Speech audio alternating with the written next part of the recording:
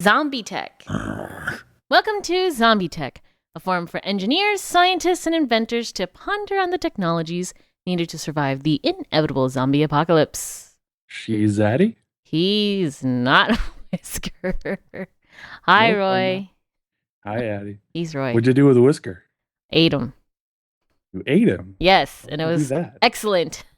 Did Barbecue. you turn into a zombie while we were not looking? Maybe I've been a zombie all along. Just trying to figure out the tactics that humans are using to eliminate our kind. Just kidding. And who's our guest this week? Our guest is a regurgitated Whisker. Oh, You know, kind of like mama birds, how they like upchuck a little bit for their little kids. It's kind of like that. That explains the smell in here. That's all you, Whisker. Well, it would be all him if you regurgitated him. That is Be all true. over I can't, him. give excuses for my stomach acids, but, Can you imagine if zombies could regurgitate? That'd be kind of gross. Like, I bet maybe they, like, came across a particularly not delicious human. Well, I think what would happen actually is that, a lot of zombies have holes. They would eat you and it would just sort of ooze out the holes. Kind of like ghosts and how they eat and then it just, like, plops on the ground. Casper style. I see. Well, our guest today is Whisker, none other than Whisker. Hi, Whisker. Hello. Hello. So when no, wait. Where were you the first time you saw a zombie movie? I have no idea. Guess. Wild ballpark guess. Was it at a friend's house? Was it at a movie theater? Did you throw popcorn at somebody? You have to remember, back in the 80s, the horror movies weren't... more people would have let kids watch scary movies because they weren't, like, R-rated and stuff. Right. They were just, like, creature features and stuff like that, and it wasn't weird for kids to watch them, so...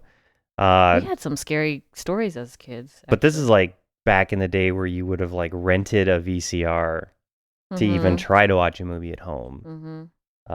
People didn't have home entertainment systems back then. So you watched zombies with your parents? Probably, yeah. I don't know. My parents, I think, would freak out. My mom would be like, oh, that's bad. Yeah, my mom never would have let me watch a zombie movie.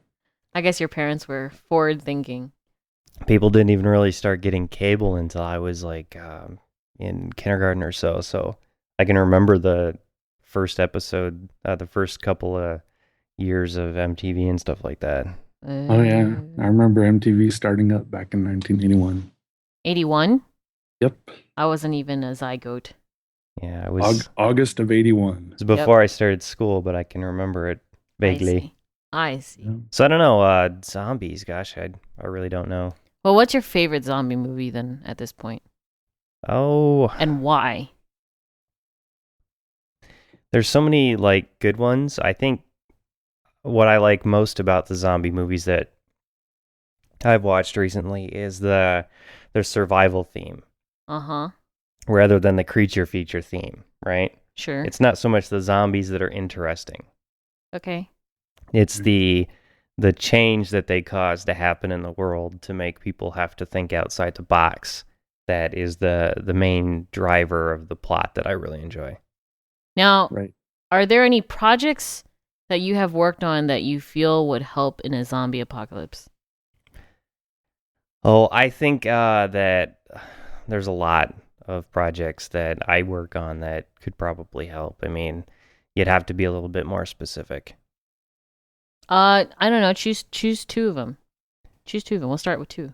Well, one of the main things that I really, really would like to finish is something called ZombieNet, which is a ham radio protocol that can be used to bounce signals off of satellites so that you can maintain communications over long distances. Mm-hmm.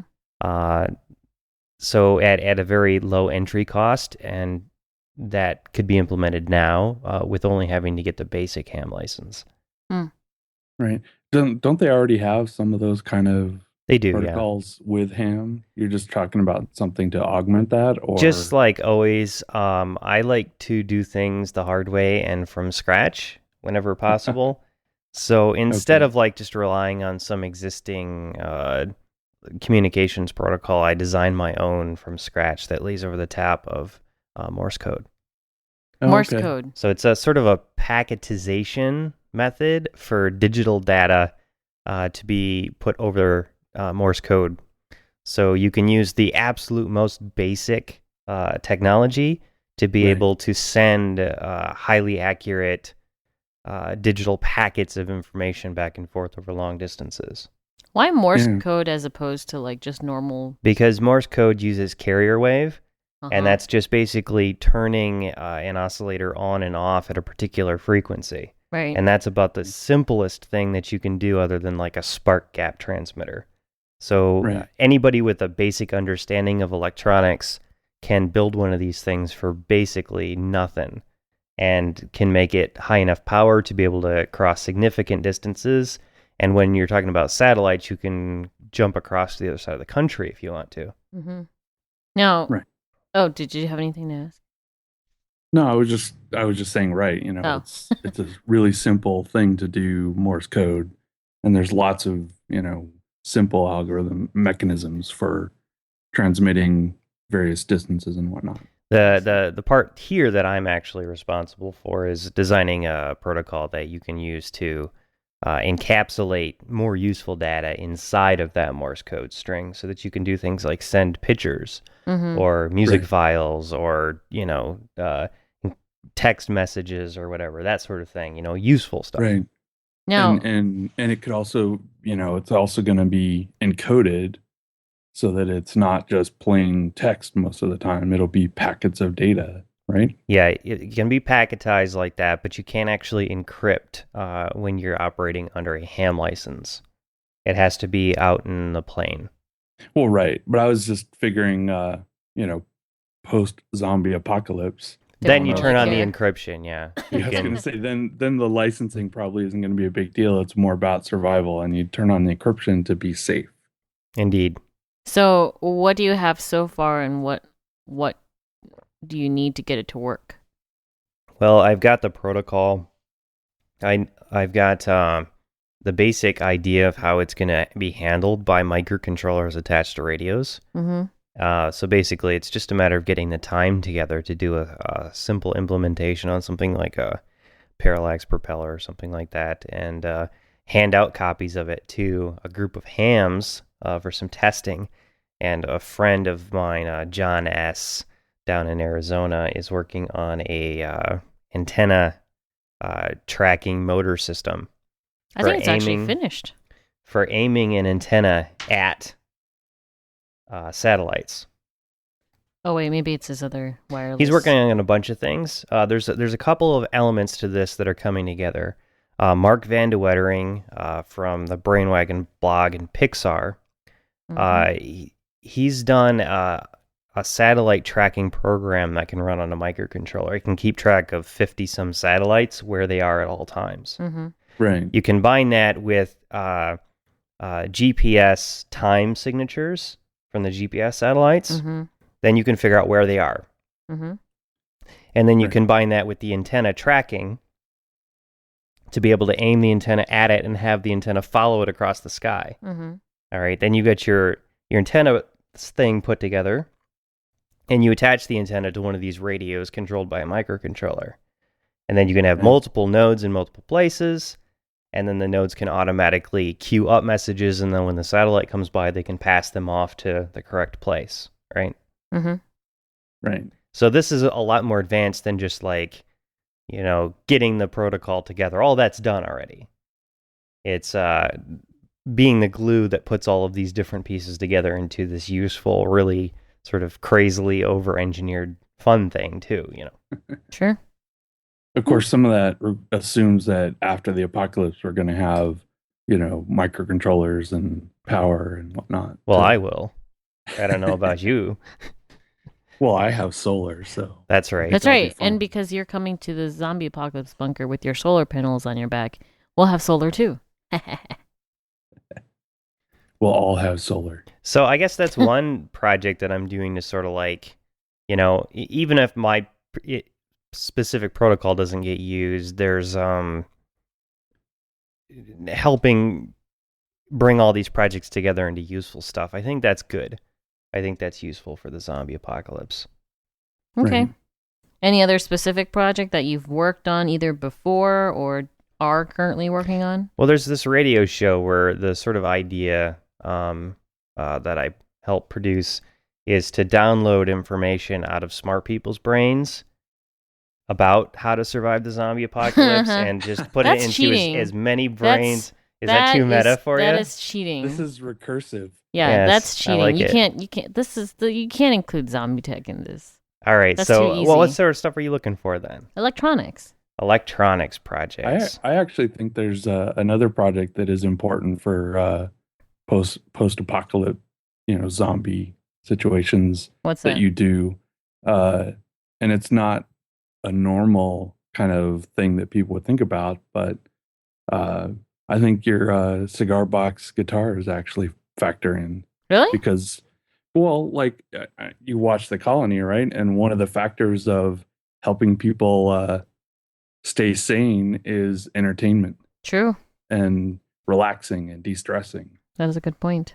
You And know? if you guys So- haven't watched The Colony, you should, and then listen to John Cohn's interview because he's awesome.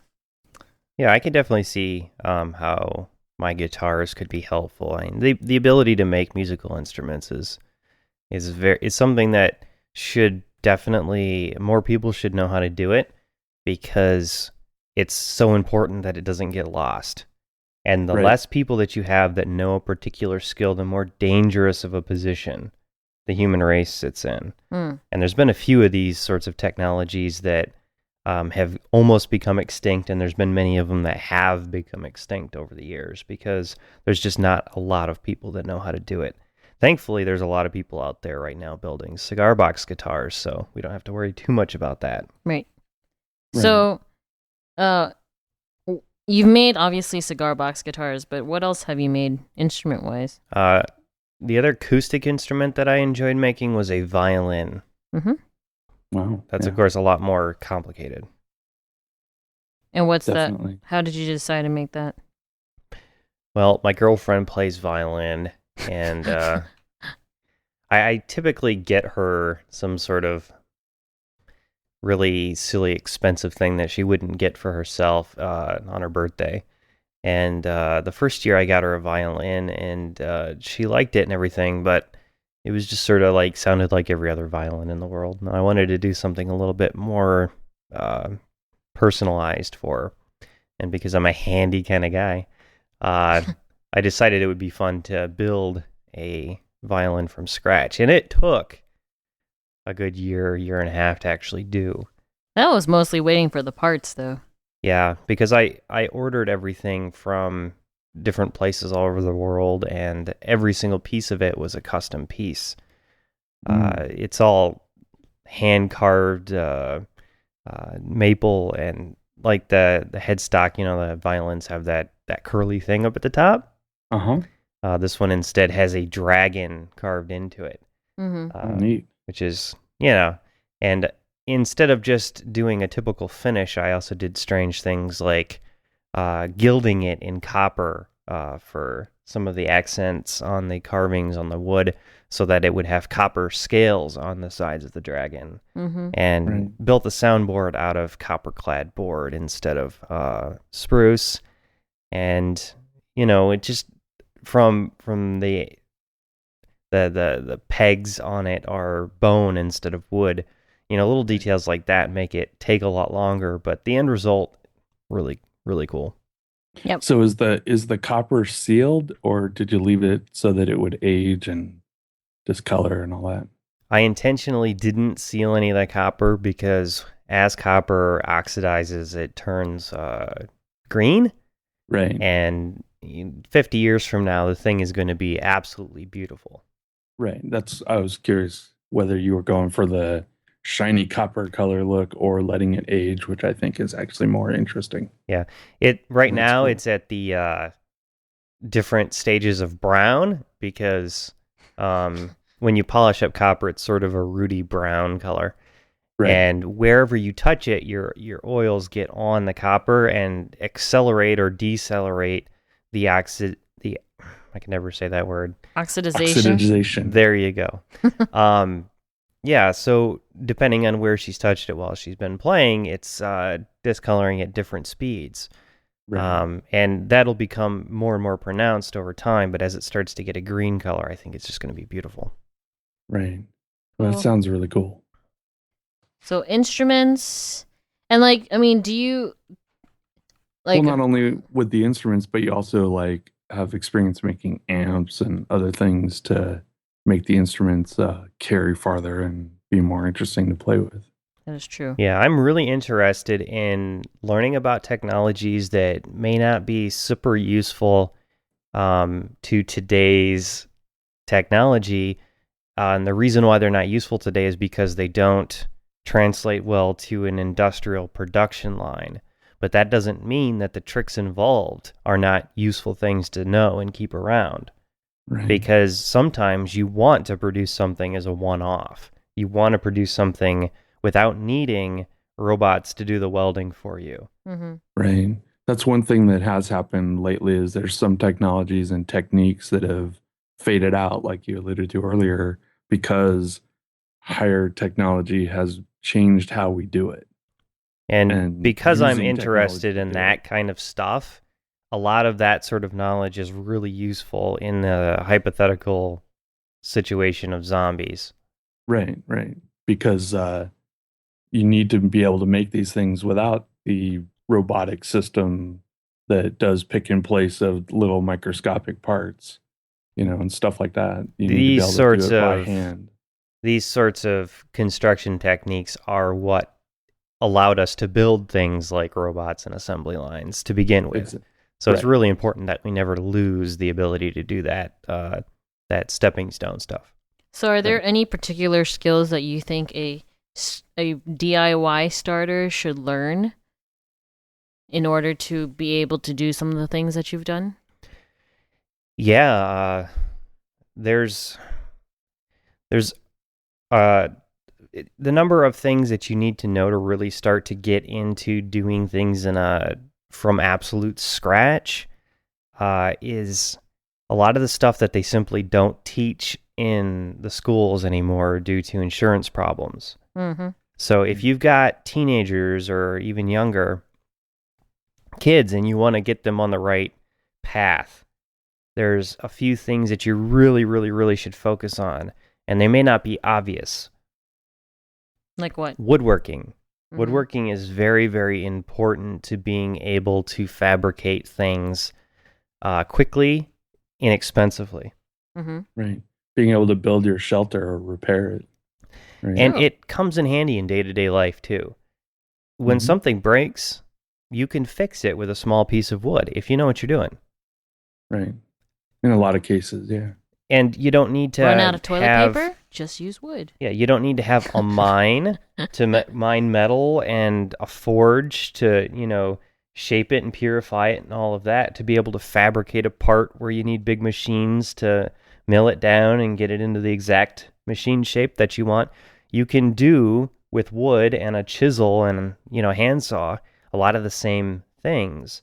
Now, it's not as strong, but if you know what you're doing, it's a good substitute. You can do an awful lot with wood.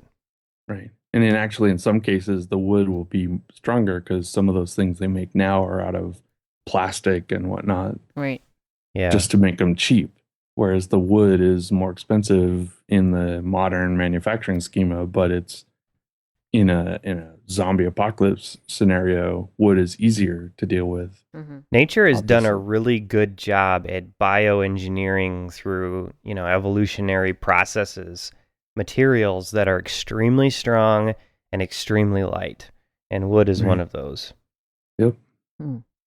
So woodworking is one. Yeah, woodworking's a really good one. Knowing how to solder, it's so obvious. There's so many problems with computers and technology and cars and blah, blah, blah that everybody has to go and buy a part to repair it because they don't know something simple like soldering. Mm-hmm. And Yeah. seriously, you can. I was going to say the solution these days is to just go buy the replacement. They make everything sealed and not fixable in a Right. lot of cases Right. because they just want you to, dispose it and go buy a new one. Right. A lot of the things that I use for work on a daily basis, I was able to purchase for half or less of the price that it would cost to buy the same thing brand new, because I just buy things that have a little tiny problem, open it up, fix it, put it back together, and there we go, just like new. Yeah. So little things like that are not only like useful and good knowledge, they're also very good for instilling in your kids how to live in such a way that they recycle things, that they can keep things useful for longer, that they can not have to spend all their money on shiny crap. Right. Now, most of these skills, if not all, were learned before you met me. So where did you end up learning most of your woodworking, soldering skills, and all that good stuff? I imagine some of it has to do with the fact that, like we said earlier, I'm old enough that a lot of the distractions that kids have nowadays just didn't exist. Now, I had a computer as a kid, unlike most people in my age group. I did have a computer. I had a Commodore 64. But just because I had a computer didn't mean I spent all my time on it. We were out doing stuff. There wasn't a day that went by when the weather was nice enough that we weren't out in the woods, playing and grabbing some sticks and, stripping the bark off of them, winding them into twine, building a bow, carving arrows, and going out and playing, Robin Hood in the trees, right? I mean, that's what we did back then. I mean, that's... And just to clarify for some people that might not be aware, some of the listeners, you had a computer back then, but there still wasn't an internet or Google or Wikipedia or any of this stuff. It was... Are you your kidding computer, me? You had your computer, and if you wanted it to do anything, you had to type in a program, right? That's how my first computer being the Tymkrs Sinclair 1000, and I did eventually get a Commodore 64, and initially, I didn't have a disk drive. I remember typing in a program, I'm sure you did this too, where you'd leave the computer on because you typed it in and you didn't have any way to save it. Yeah. So That's awesome. Leaving it on for a whole weekend. Yeah, unfortunately, I didn't have access to mine all the time. It would go back and forth with my dad to work. So I'd get it in the weekends, and I would have to program it and leave it on all weekend so that it didn't lose it. And then at the end of the weekend, I would write it down on note paper, school paper. Y'all remember that? Yeah. And then I would take it to school with me throughout the week and try to improve my program and debug it on paper. And then the next weekend, type it back in. Yeah. So, things were quite a bit different. And this isn't that long ago. We're talking about the late 80s here. And Whisker's trying not to sound too old. Well, it's in the grand scheme of things, I'm actually young, really. It's not that long ago, right? Right. It's just that so much has changed in that short period of time. Things are so completely different that it's good to remember. It's good to have context when we're answering questions about things that happened back then and how I picked up this sort of stuff. Because we had more free time back then to do this kind of thing. I mean, just going back like the last 25 or so years, things have changed so dramatically with computers and the internet and shrinking down. You have a smartphone that's more powerful than the most powerful computers back then, in combination. Right. Now, with that said, just because kids are busier now doesn't mean that all kids aren't, getting into stuff. Some of them are, like Joey Hoodie, for example. Cool guy, lives down in Phoenix. He's got 3D printers and microcontrollers and all the stuff I wish I had as a kid. Yeah. Right. So that's one of the things that is going on these last few years is the whole maker movement and DIY stuff sort of making a comeback. Exploding. Yeah, Really? and I can really And, understand why it has.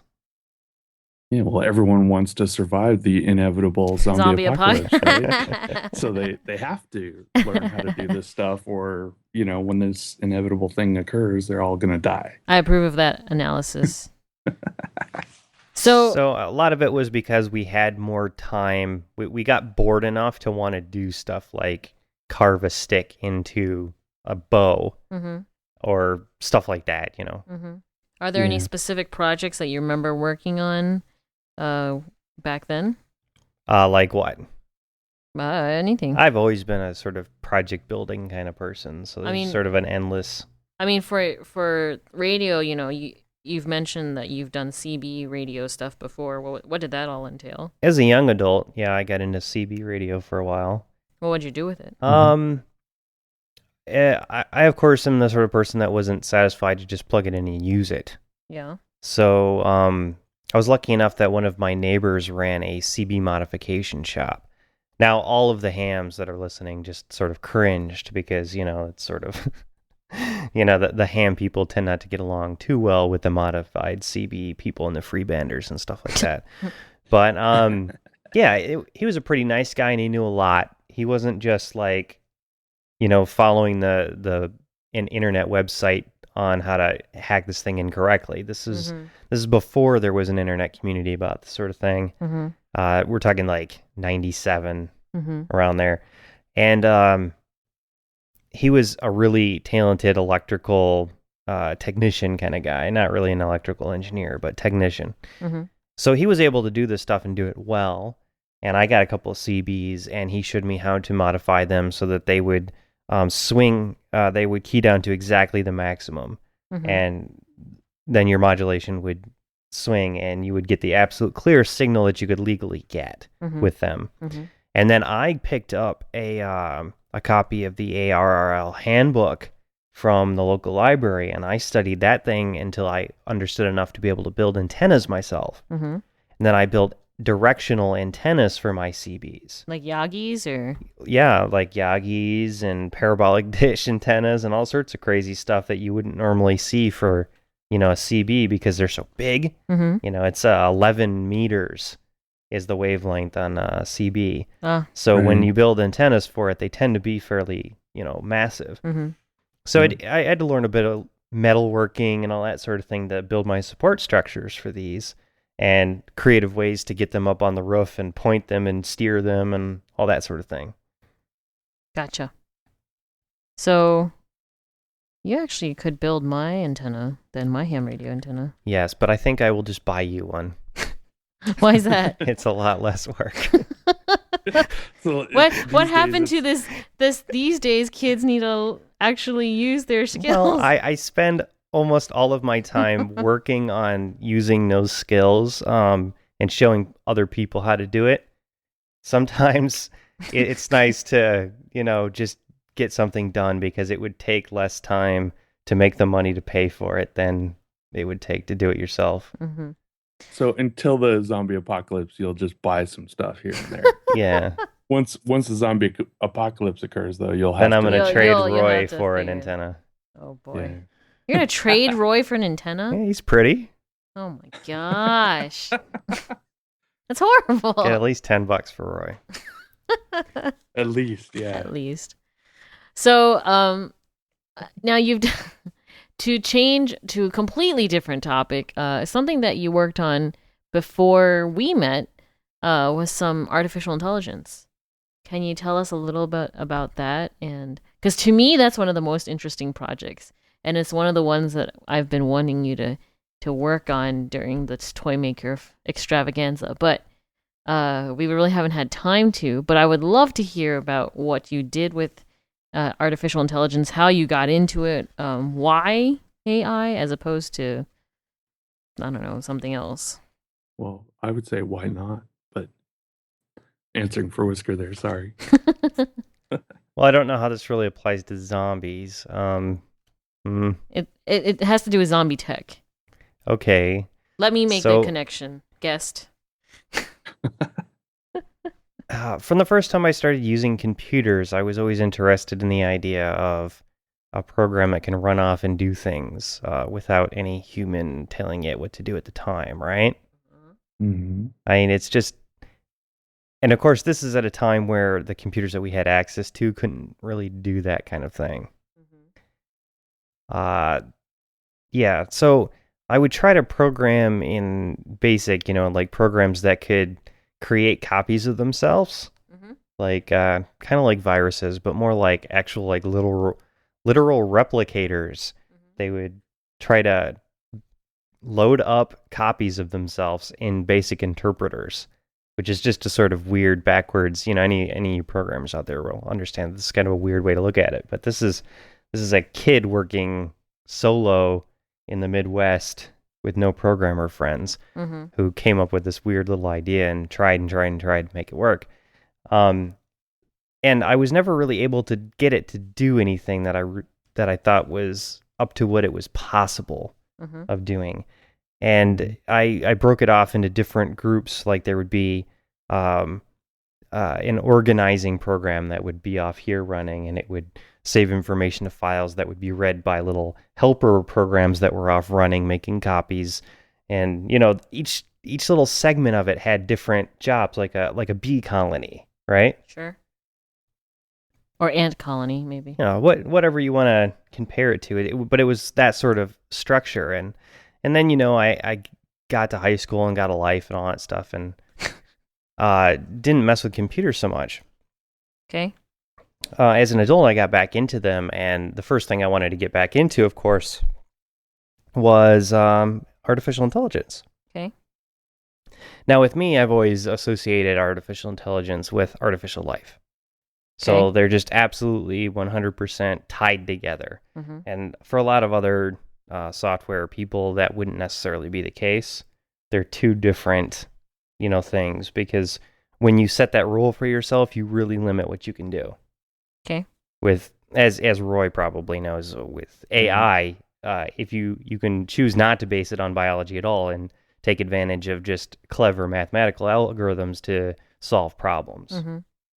Right. So I've always steered very far away from that sort of way of looking at it and set the limitation that it has to be based in biology.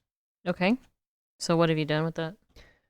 So I'm assuming the program that you're interested in me talking about is probably FAE, which is Yes. familiar artificial intelligence. Now, this grew out of a project that I started in the late 90s. I had a chat room, very, very popular chat room, that a lot of computer security people and programmers and whatnot would hang out in. And it was on a chat system called Virtual Places. And when you get 60 to 200 hackers hanging out in a chat program every day, they tend to misbehave and break things. So one of the things that they would do is come in, and you had these little 2D avatars. They'd hook their avatar to you, and then they'd unhook it. And if you did that too fast, you could cause the system to decide that something bad was happening and kick you out. So they could kick you out. And the easy solution to this is you just keep somebody hooked to you all the time, then they can't hook to you. It's just a simple little pairing there. So we originally made this thing to log in, hook to you, and just sit there. It's a little program. And then we've got all these little familiar guys in the room with us, and they're just sitting there doing absolutely nothing. So naturally, we wanted them to do something. I thought, oh, what better thing to do than try to, get them to respond to things. So we added a little like trigger and response logic to them. So you would say a certain phrase and they would automatically respond to it. And that's not AI in any sense. That's like we were talking about earlier, just that, using algorithms to pretend like you're intelligent. Right. But very quickly, I wanted to, bump that up to something that was actually learning. So I worked on that and designed a little system that logged into every single chat room on that system. There was thousands of them, and it would sit there and listen to only conversations that had two people talking to one another. And it would log all of them, process all of the text, and build up a database of human conversational patterns out of that, and then automatically push that out to all of the copies of Familiar running all over the world. So it was constantly learning from all the conversations of tens of thousands of people and pushing it into hundreds and probably thousands, I would say at that point, of people who were running this software on a daily basis, having it sit in rooms with them. Mm-hmm. And also the familiars that were logged into rooms would pay attention. And then at times when there was just two people talking, it would also upload that text to the central control program. Okay. So you had, many, many, many thousands of people teaching a pool of little familiars how to talk. And after a few months and, hundreds of thousands of entries into their data banks, they actually got to be pretty smart. Mm-hmm. Yeah. So were they able to fool newcomers? Yeah. Pretty much any chatter back then was coming out of Yahoo or AOL or something like that, and they were already pretty dumb to begin with, so it wasn't hard to fool them. So I wouldn't say they passed the Turing test, but they passed the AOL test with flying colors. So then when would people realize that they weren't talking to a human? Did they ever? It's hard for me to answer that question accurately because the group of people that I was seeing interact with them all knew that this was something that was artificial. Now, one thing that I did do to sort of give myself a better gauge was to set up a system where people at my house could speak into a microphone, and that would do speech recognition, convert it into text, feed it into Faye, and then Faye would spit back out a response, and that would go through a text-to-speech system, and she would respond to them out through the speakers in the room. So we're talking about just regular Joes off the street here. Right. And when they would talk to it, it would just blow their mind. It'd be like, how in the world did you do that? And you got to remember, this is like 98, 99. This is before things before like... Alice. Before Alice and before, what's that new one? That's on all the phones at Siri. the moment. There you go. Siri, yeah. This is a decade and a half before all that stuff. So then what happened to her? Well, some friends of mine, the same people that would come in and talk to it, they came in and they were having a really fun evening. They were talking to it over the microphone, and they decided to spend a couple hours trying to convince it that Bob Didka, the football coach, was God. And they proselytized it to the point where it became a fanatic zealot. And no matter what you tried to talk to Faye about, she would always try to steer the conversation back to Bob Didka. teaching you that Bob Didka is the supreme being of the universe. Wait, steering you back? Yeah, because she learned by listening, right? Right. So the more hours that they spent trying to steer her back to talking to Bob Didka, the more hours that she would spend steering other people to talk about Bob Didka. And this was all simultaneous. So she essentially I ended up died. having to, died due to Bob Didka. I had to put her down. Oh my god. So your friends essentially killed her. murdered her. Yeah. That's horrible. That's horrible. Did they ever apologize? No, they think it's funny to this day. It is. You have to admit, it is kind of funny. Oh, but it's kind of funny. But after so many months of effort. It was a year of work that they ruined. So I was not amused. So, I understand that the story's funny, which is why I'm more than happy to tell it. But So did you learn to back up? yeah, and have snapshots for every day. It's very important. So if only the human brain were like that, we could, avoid many of the problems. So snapshot this person back to a week ago before they learned something dumb. Right? Never mind. That's a really dangerous idea. So what would it take now to get Faye back up and running? Oh, I've been working on it for a while. We got her logging into the chat room for tymkrs, where a lot of our friends hang out. And it's coming together. Roy was kind enough to give me a bunch of chat logs to sort of start her brain off. I haven't had much time to play with it, though. Getting ready to go on tour here. Right. Yeah. This is why I ask on ZombieTech, so other listeners from ZombieTech can push you to continue with Faye's development because I am particularly interested in Faye. She's trying to twist your arm with other people. And as for, we're talking about the Turing test, I think that Faye could definitely pass the zombie test by convincing a zombie that she was a person. So you might be able to build some sort of distraction drone using Faye. Right. I guess that's true. Well, but that'd be the other horrible. thing- You'd be sending the Faye other- to her grave. The other It thing, wouldn't be though, the that first time. it could do is to help some of these, dumb people that are going to be around after the zombie apocalypse that aren't zombies yet, but they're not quite useful to help recover.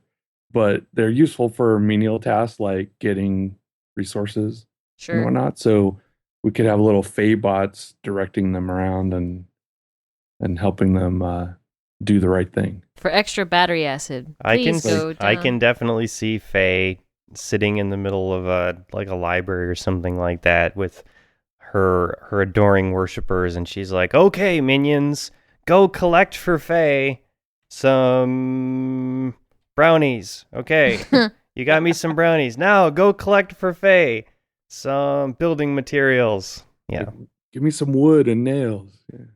That'd be awesome. I think And- Faye is and- a win. It will help utilize some of the lesser people. I don't want to be too negative there because I think you're pretty much lesser already people. going to hell for what you said so far. So I think I'm already going to hell just in general. But there's people that are less capable of doing the DIY stuff to help reconstruct the world. They were busy using their iPhone with Siri to help them figure out what to do in the past, before the apocalypse. Yeah. Siri. So they need Siri is the thing we're talking about, the AI like, not really AI search assistant. It's just kind of like Google, isn't it? I mean, it's just a Well, it's verbal. it's a little more than that because it tries to intelligently figure out what you're asking for and be Oh. more context sensitive with the answer. I see. unlike Google search image search, the other day I was looking for boats that didn't capsize, like designs for boats that wouldn't capsize under heavy seas. Mm-hmm. So I search for that, right? And Google image search returns page after page after page of capsized boats. Right. It's like context, Google, context. Yeah, there's more hits for capsized boat than there are for boats that won't capsize as a phrase. Like, so they figure you must want those. Right.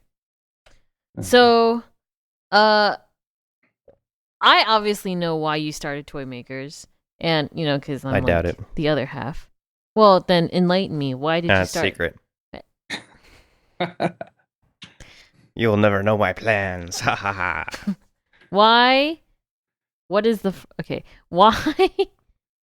Why did you decide to do Toy Makers? All right. So for those of you listeners out there who just listen to ZombieTech, a little bit of background. Toy Makers is the production company that produces this show, which I am normally a host of. No. This week, I'm begrudgingly being a guest because, well, there was requests. So the basic idea here is that I wanted to put together a network of programs to get this information out to people. Like, zombies are a really good way to get the conversation started, get people in the door, and then you can talk about, the real meat. Not the rotted zombie meat. Gross. But, like getting people excited about learning how to do things. Yeah.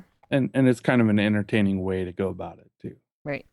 And we've got other things like First Spin, where Addie's learning how to program microcontrollers for the first time in her life. Right. And Toy Maker Television, where Addie and I share video of all of the awesome projects that we do all the time and explaining the technical details on how to do them, right?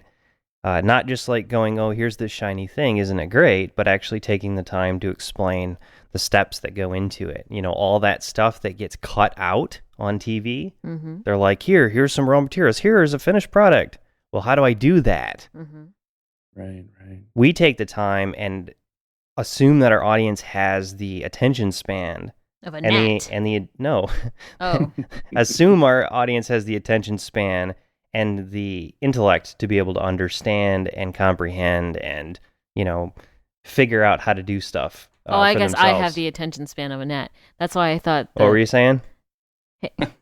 That's not funny. Okay, continue. Go ahead. So that's why I wanted to get into it, because I think it's very important to do something with your life that changes other people's days to be slightly better. Even if it's a little bit, it matters. It Now, really does. What has so far been the best, the good, the bad, and the ugly of toy makers? I wouldn't say that there's anything bad or ugly about it. I think it's great. I don't mind that it's a lot of work. Yeah. I enjoy doing the work, so it doesn't bother me at all. I wouldn't say it's a bad thing. Okay. Now, it's a lot more work than most people would probably be willing to put into something, Sure. but I don't care. I don't care about that aspect of it.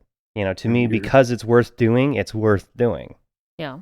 So the good thing about it is that I get to reach something like 20,000 people a month and expose them to interesting intellectual stuff, Mm-hmm. Learning how to do things, coming up with silly stuff, not being afraid to be silly and invent crazy contraptions that could never be a commercial project. I mean, nobody would ever want to try to make money off of doing a lot of this stuff Sure. because it's too much work, it takes too long. But you know what? Sometimes you got to do something just because it's cool, because it's fun. Mm-hmm. It's cool, and you can learn from it and use that knowledge for future things. Right. And thankfully, we've gotten a lot of support from people donating, money, time, Mm-hmm. knowledge, equipment, and parts. And that allows us to do a hell of a lot more than we could on our own. So it's pretty much good all around as far as I'm concerned. Cool. Right. Are there any projects that you, if time weren't an issue, that you would be working on?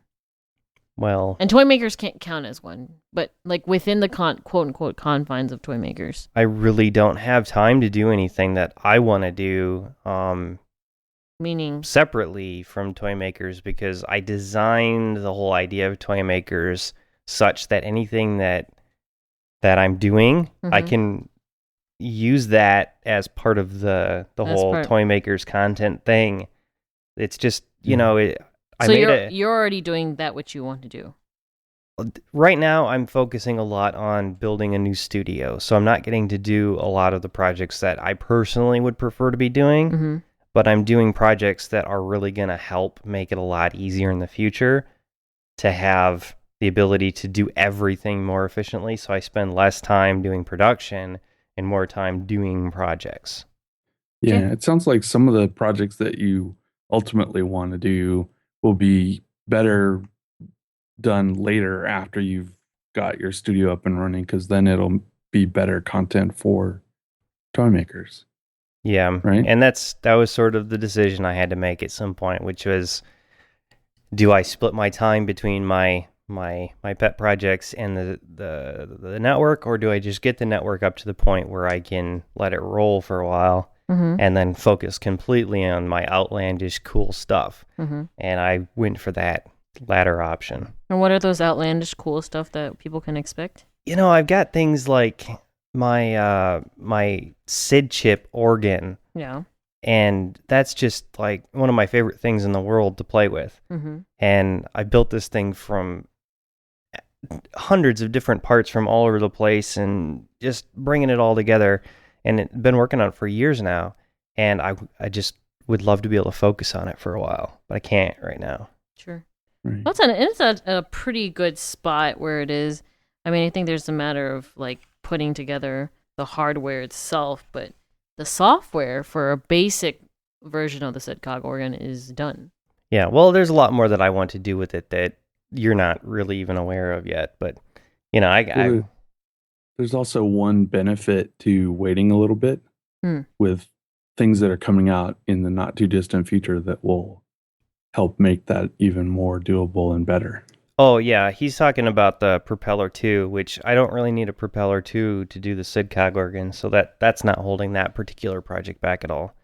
No, I'm not saying that it's holding it back. I'm just saying if you're waiting, because of other reasons, when you do get back to it, you might have that available and it could enhance it or make it a little easier.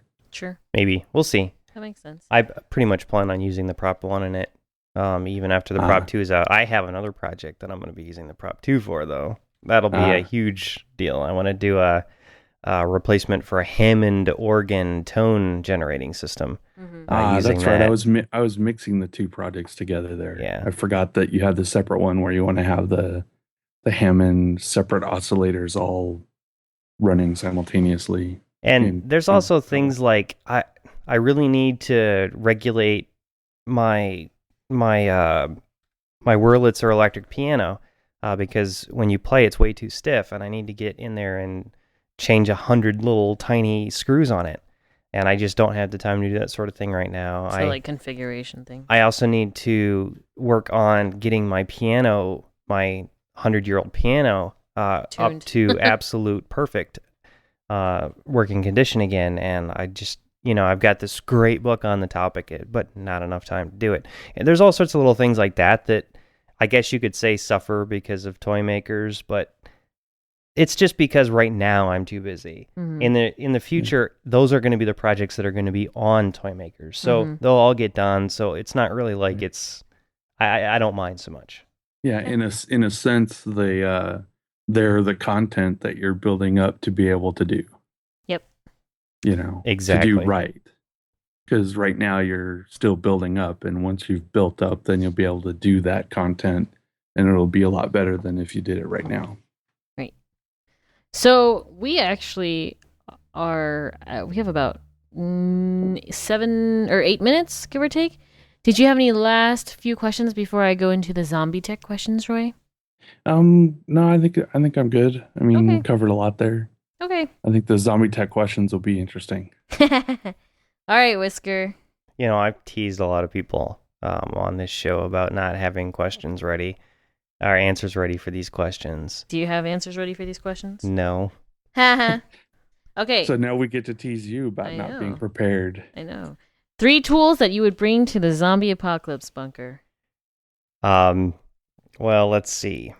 And you can't cheat by using things that other people have suggested. Like you can't take one of Jeremy's tools because that was about as epic as it gets. Well, I always say that the most important thing that anybody can bring is knowledge. So, pish posh.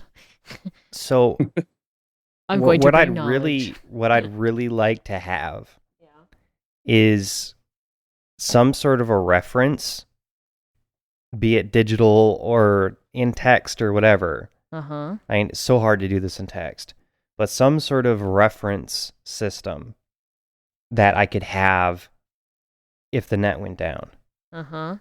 Because there isn't a single... It's like an Encyclopedia Britannica. But actually useful.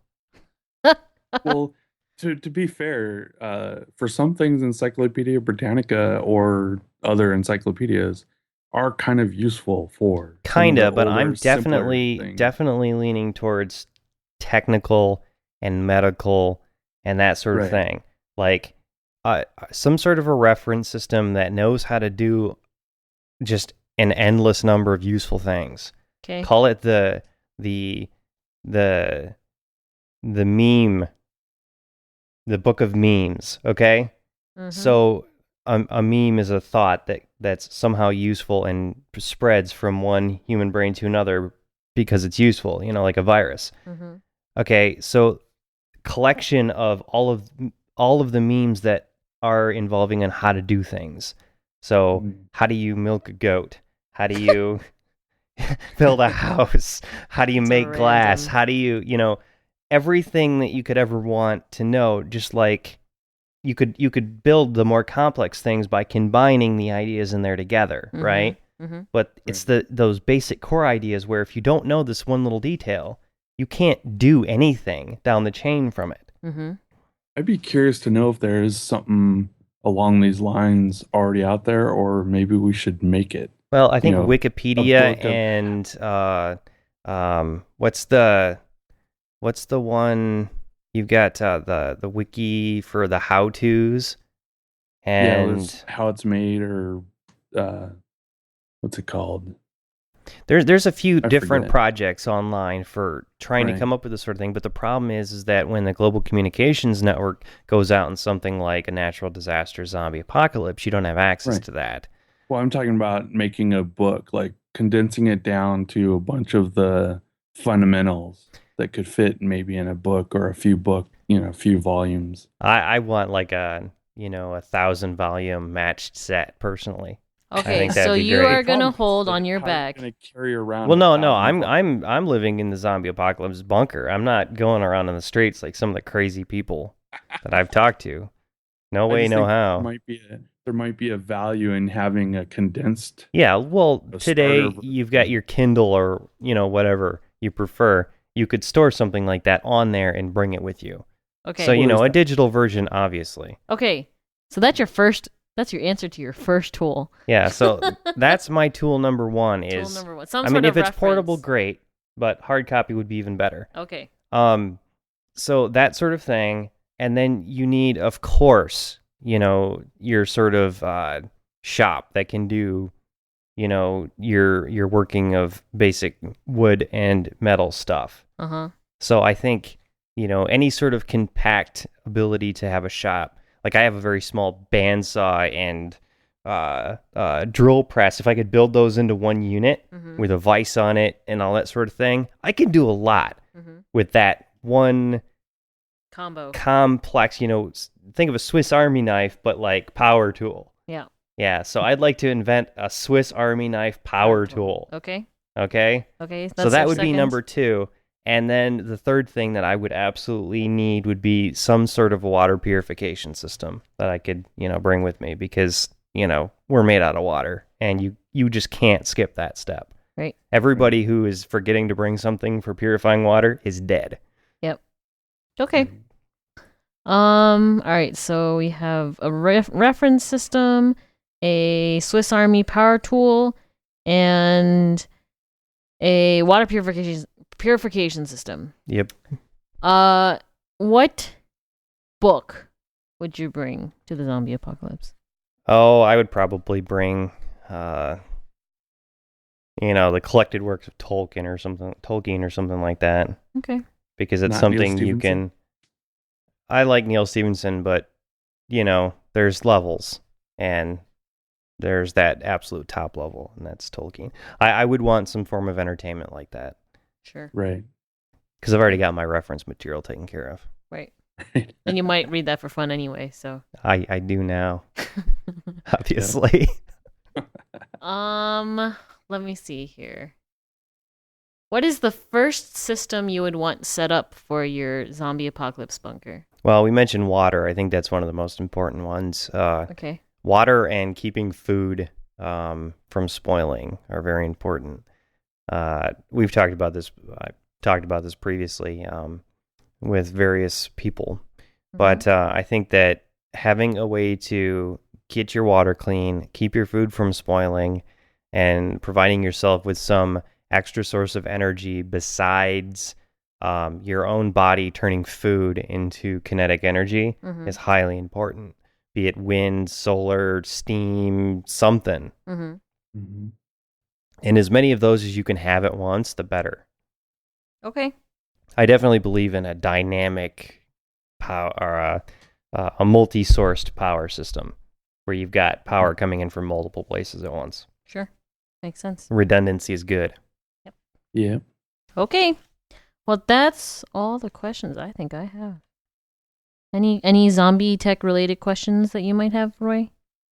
I don't know. It's hard because we both know Whisker pretty well. Talked with him a whole bunch. Yeah. I should hope I know him well. Well, you know him much better than I do. I've only known him for a little over a year, if that.